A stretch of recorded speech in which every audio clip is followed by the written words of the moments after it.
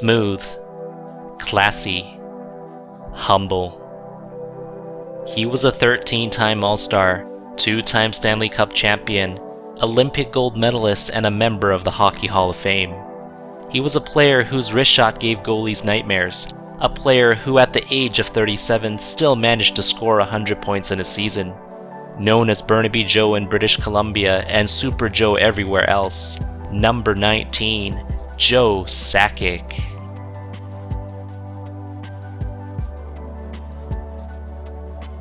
Joseph Stephen Sakic was born on July 7, 1969 in Burnaby, British Columbia to Croatian-Canadian parents. Dad was a carpenter and Mom was a homemaker, and it was Dad who introduced him to hockey. At the age of 4, Sakic attended a Vancouver Canucks game and fell in love with the sport, announcing that evening that he wanted to become a hockey player. He idolized Wayne Gretzky while growing up, and being smaller than his peers, he's had to model his game after him too. While playing for his high school team Burnaby North Secondary, Sakic showed extraordinary potential as he registered 83 goals and 156 points in just 80 games. His rise to the top didn't come without growing pains, however, as he would soon learn that nothing in life comes easy. After moving on to the Western Hockey League and playing for the Swift Current Broncos, the team bus slid on some black ice, went airborne, flipped on its side, and went sliding, crashing into a ditch. 4 of Sakic's teammates passed away, but fortunately, he made it out with minor injuries. The psychological impact on him was immense, and even to this day, he will not talk about it. His team was also suffering deeply, but they continued the season, playing for their lost teammates. Just when they needed a hero, it was Sakic who gave them hope. It was Sakic who dragged them out of despair, and it was Sakic who scored 60 goals and 73 assists that year to lead the team into the playoffs. It was at this moment when Sakic truly showed his leadership qualities that would ultimately make him successful for years to come. In the 1987 NHL entry draft, Sakic was picked 15th overall by the Quebec Nordiques. Even though he was more than ready for the NHL, he returned to Swift Current the following season, choosing not to abandon his teammates after all they've been through together. Sakic was truly a big fish trapped in a small pond in his second year in the WHL, and it was during the 1988 World Juniors where he was able to play against worthy opponents. With Sakic, Team Canada captured the gold medal, and with that, he successfully announced to the world what he was capable of. In Sakic's first NHL season the following year, he was a favorite to win the Rookie of the Year, but he would suffer an injury that would keep him sidelined for 10 games, and even then, he was able to score a modest 23 goals and 39 assists for 62 points. Sakic was known for his deadly wrist shot. It was quick, it was powerful, and most importantly, it was accurate. He would reach the 100-point mark in only his second season, and he would continue to post impressive numbers for the Nordiques. At the start of the 92-93 season, Sakic became the captain of the team, and he would continue to wear the C for the following 16 years. Despite Sakic's multiple 100-point seasons, the Nordiques at the time weren't a very good team, consistently finishing at the bottom of the league standings. This was one of the reasons why newly drafted Eric Lindros refused to play for the team, and it was the package of players the Nordiques got in exchange for Lindros that provided Sakic with a supporting cast that would eventually lead the franchise to greater heights. The Nordiques would make the playoffs in the 92-93 season and the shortened 94-95 season, but they would suffer round 1 exits. Sakic would receive ample criticism for not leading the team further into the playoffs. Due to financial reasons, increasing player salaries, and Quebec being a small market, the Nordiques would relocate to become the Colorado Avalanche before the start of the 95-96 season.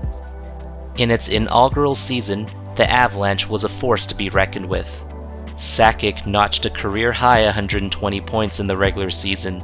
Peter Forsberg, a sophomore, ended up with 116 points. The combative Adam Foote proved to be the anchor of the defense, and the addition of Patrick Waugh, who joined after a humiliating blowout defeat in Montreal, provided the experience and pedigree to backstop the team. In the playoffs that year, Sakic would lead the Avalanche past the Vancouver Canucks, Chicago Blackhawks, Detroit Red Wings, and Florida Panthers to win the first Stanley Cup in franchise history. Sakic's insane 18 goals and 16 assists for 34 points in only 22 playoff games, combined with a record-setting 6 game-winning goals, earned him the Conn Smythe Trophy as the playoff MVP.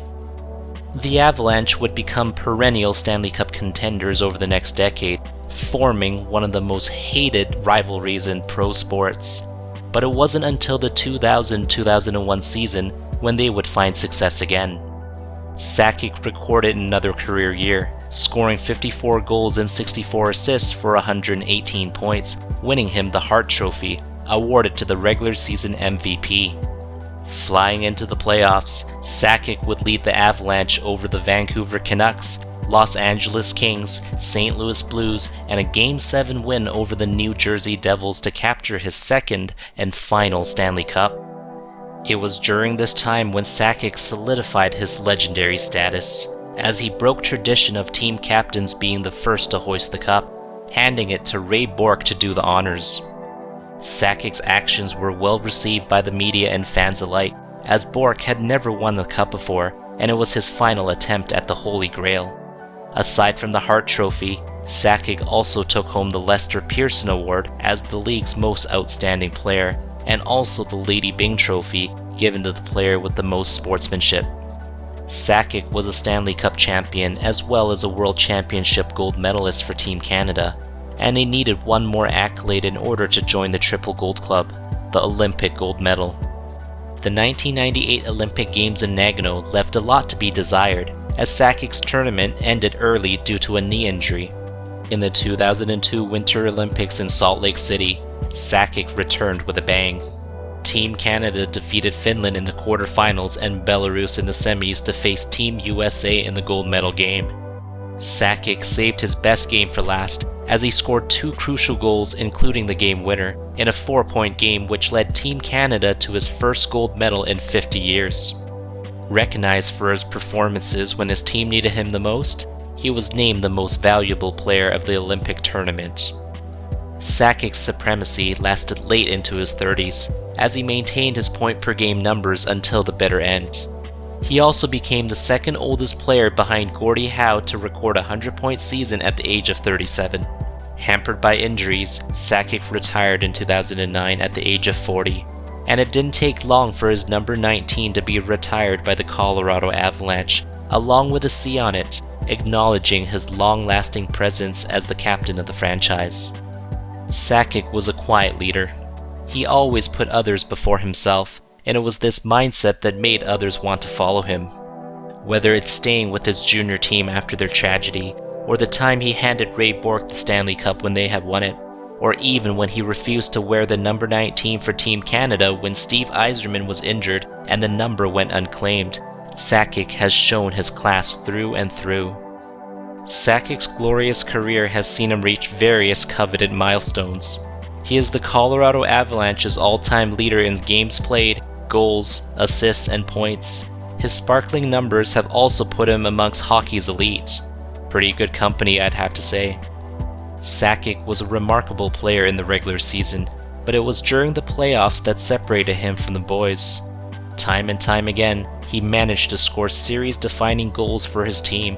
He had the ability to raise his game when it mattered the most, as he went on to register 188 career playoff points from 172 games. Being able to be a point-per-game player in the playoffs really goes to show what type of big-game player he was. Joe Sakic is truly the gift that keeps on giving. Since his retirement, he has been working in senior management for the Colorado Avalanche, and as the current general manager, he has assembled the Stanley Cup contender year after year. His loyalty to the Quebec Nordiques Colorado Avalanche franchise is commendable, and it is with this that I'd like us to take a step back and learn a lesson from Sakic. When you find success, never forget your roots. Follow his lead and never abandon your teammates. Always remember the people who have guided you, and always remember the ones who were with you every step of the way. That's it for now. I hope you enjoyed this episode, and if you'd like to support me, please like, comment, and subscribe. See you soon!